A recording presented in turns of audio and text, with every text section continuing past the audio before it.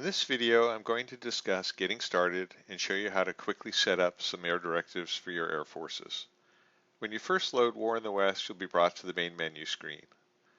For the purposes of this video, I'm going to turn off a few of the default preferences. I've already turned off the music and sound effects. I'll turn off the move animations. And I'm going to go to the game options screen. And notice the default setting is to play against the access controlled AI. We'll turn that off. Then there's also a East Front control option. That's a major game option that players can choose to use when playing a campaign game. We'll go to the pick scenario screen, and you can see, looking at the scenario list, there are 2 introductory scenarios, 5 short to medium-sized scenarios, and 3 campaign games. For your first game, we suggest you choose Operation Husky, and that's the one I'm going to be using for this tutorial. When you load in a game, you're actually allowed to create a directory name for the saves for that particular game. And I'll take the default name. And we've now loaded the scenario. In War in the West, there is an air planning phase and an air execution phase that occur before the ground movement and combat phase. In the air planning, you set up air directives for your Air Force headquarters. All scenarios start with preset air directives, but you're free to change them.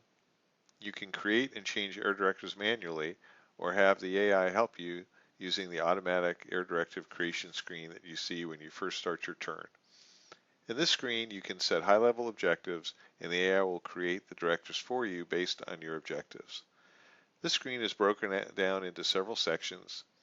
In this scenario, you'll only see Tactical Air Mediterranean and Strategic Air Day. Other sections that can exist are Tactical Air North and Strategic Air Night.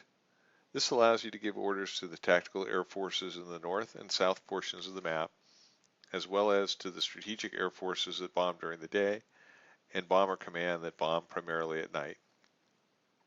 The air assets in this scenario are covered by the TAC Air, Med, and Strategic Air Day sections. So for each item, you can see there are low, medium, and high priorities, and none. You have various kinds of air directives and target types underneath them. So the first thing I'm going to do is set all priorities to none.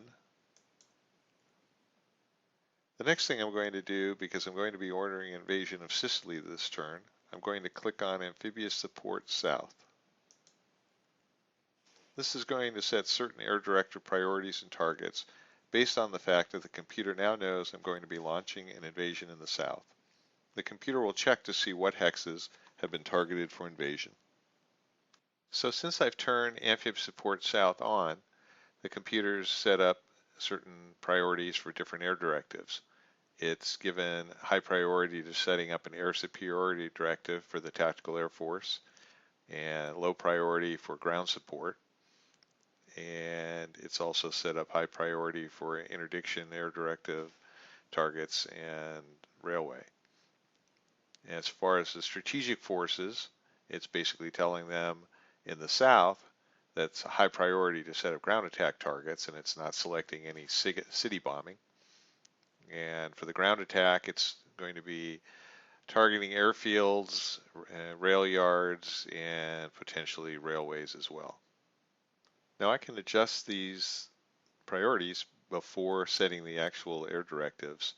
And for the Tactical Air Force, I'm going to turn off the railway priority because I don't consider the railways in Sicily important. I do want to go after the Axis Air Forces though, so I'm going to set the airfield to medium priority. The Tactical Air Med is going to set up directives for both the Tactical Air Force and the Malta Air Command. And for the strategic forces, again, I'm going to turn off the rail yards.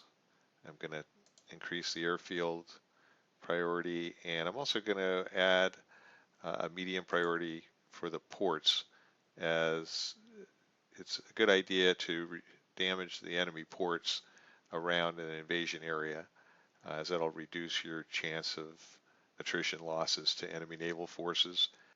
Now that I've assigned the priorities, I'm going to tell the computer to create the air directives and confirm that I do want to set up new directives. This will clear out any old directives and create a new set of directives. Now I'm going to go to the air summary screen where I can see what directives have been set up.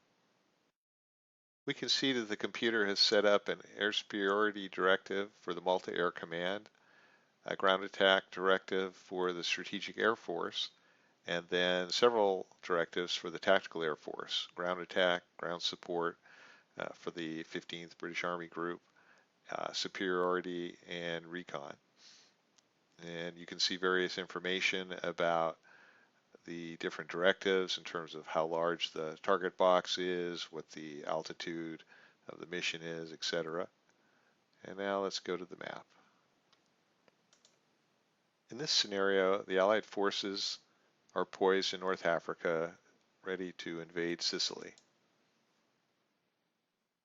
Now I can use the Show Air Directive Targets button to graphically show the air directives on the map.